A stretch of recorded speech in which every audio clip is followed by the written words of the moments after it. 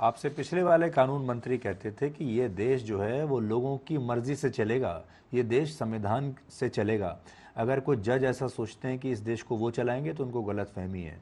वो ये भी कहते थे कि कुछ रिटायर्ड जज अब अपने आप को किसी एक लॉबी में ले जाते हैं और वो एक लॉबी फिर देश के खिलाफ कई बार काम करने लगती है। देखिए, उन्होंने किस परिप्रेक्ष्य में टिप्पणी की मैं उसमें नहीं जाना चाहता, लेकिन इस बात में बहुत दम है कि देश संविधान के अनुसार ही चलता है। सेपरेशन ऑफ पावर ये हमारे संविधान में ही नहीं थे, सबकी रेखाएं खींची हुई है, कोई अपनी रेखा पार नहीं करे, ये संविधान नहीं दिया। संविधान सबसे ऊपर है और हम संविधान के अनुसार ही चलेंगे। कुछ ऐसे इश्यूज हैं, जैसे देखिए राजनीति के बाद सबसे ज्यादा परिवारवाद जुडिशरी में है, उसको हम बोलते हैं अंकल जज सिंड्रोम। सब एक ही परिवार के जज बनते चले जा रहे हैं। कॉलेजियम का मुद्दा है जिस पे सरकार और सुप्रीम कोर्ट की राय अलग अलग है। समलैंगिक विवाह को लेकर अभी एक नया कन्फ्रंटेशन हुआ है। ये सब आग लगी हुई है, इसको कैसे बुझाएंगे आप? देखिए क्या होता है, जूरिस्प्रूडेंस में या न्यायपालिका में कुछ प्रोग्रेसिव लॉ आते हैं, कुछ लोग पीआईए लगाते हैं, वो भी तो हमारे देश के नागरिक हैं। पीआईए सुनने का अधिकार सुप्रीम कोर्ट को है। सरकार अपनी तरफ से एफिडेविट देती है, जनता की जो अपेक्षाएं आकांक्षाएं होती है, जनता में क्या चल रहा है, उसके आधार पर हमारे सॉलिसिटर जनरल ऑफ इंडिया या अटॉर्नी जनरल ऑफ इंडिया सरकार का पक्ष रखते हैं। तो अंत में जो फैसला होता है वही तो निर्णायक होता है। अभी तो सेम सेक्स में कोई फैसला आया ही नहीं है ना जी। लेकिन हाल के दिनों में कुछ वर्षों में अगर आप देखेंगे, आपने जितने भी बड़े फैसले लिए, चाहे कृषि कानून की बात कर लीजिए, जम्मू कश्मीर से अनुच्छेद 370 हटाने की बात कर लीजिए, रफाल खरीदे वो बात कर लीजिए, राम मंदिर का मामला तो पहले ही था, यानी आपने जितने भी आपने नागरिकता कानून लेकर आए सब सुप्रीम कोर्ट की स्क्रूटनी में गए हैं। और सब इसलिए गए हैं क्योंकि कोई ना कोई पीआईएल लेकर पहुंच गया। और बड़ा मुद्दा यह था कि इस पीआईएल को और सुप्रीम कोर्ट को भी एक राजनीतिक मंच की तरह कुछ लोग इस्तेमाल कर रहे हैं। देखिए मैंने जैसे बताया ना कि पीआईएल पब्लिक इंटरेस्ट लिटिगेशन ये संविधान सम्मत है, इसलिए लोग लाते हैं। अब आपका ये विषय हो सकता है कि कितनी आनी चाहिए, ये विषय एक विचार विमर्श का हो सकता है, लेकिन पीआईएल तो आएगी ना। और हम इसके लिए बहुत से फैसले सुप्रीम कोर्ट ने जो दिए हैं, वो सरकार ने जो निर्णय लिए हैं उनको इंडोर्स भी किया है। कई ऐसे मामले में गिना सकता हूं। आप इसलिए भी बहुत महत्वपूर्ण पद पर बैठे हैं क्योंकि आजकल यूनिफॉर्म सिविल कोड को लेकर बहुत चर्चा हो रही है और बहुत सारे लोगों का कहना है कि चुनाव से पहले यूनिफॉर्म सिविल कोड आ सकता है। क्या आप देश को आज इसके बारे में कुछ बताना चाहेंगे? देखिए, यूनिफॉर्म सिविल कोड की चर्चा अभी से नहीं हो रही है। जब संविधान बन रहा था ना, तब ये विषय बहुत चर्चा में आया था।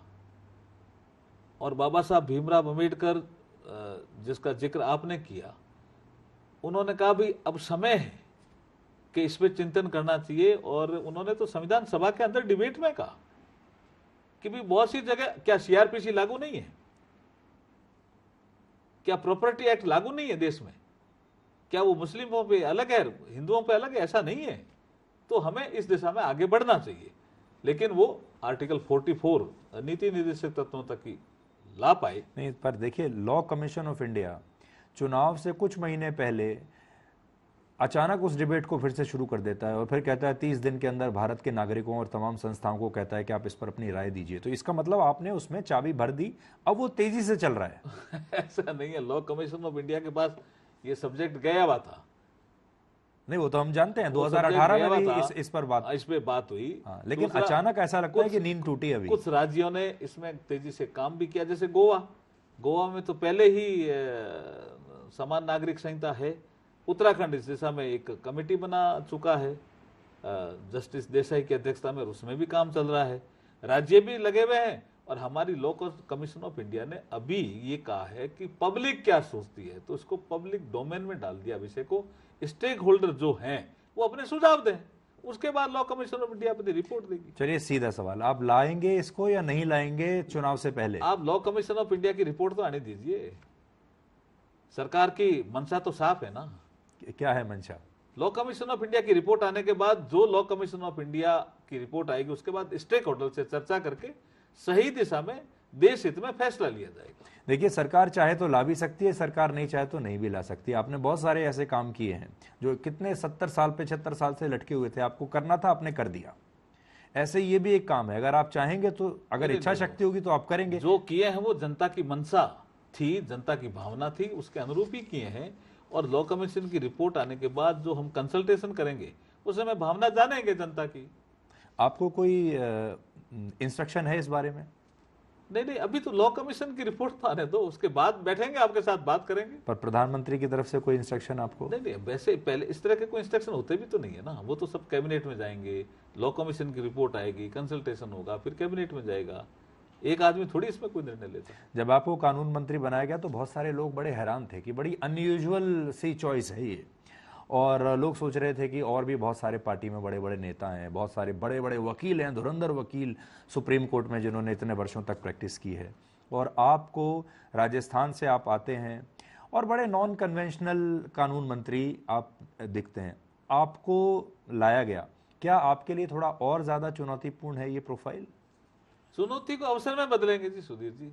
कोई भी चुनौती हो, चुनौती को निश्चित रूप से देश की आशा अपेक्षाओं के अनुरूप अवसर में बदलेंगे।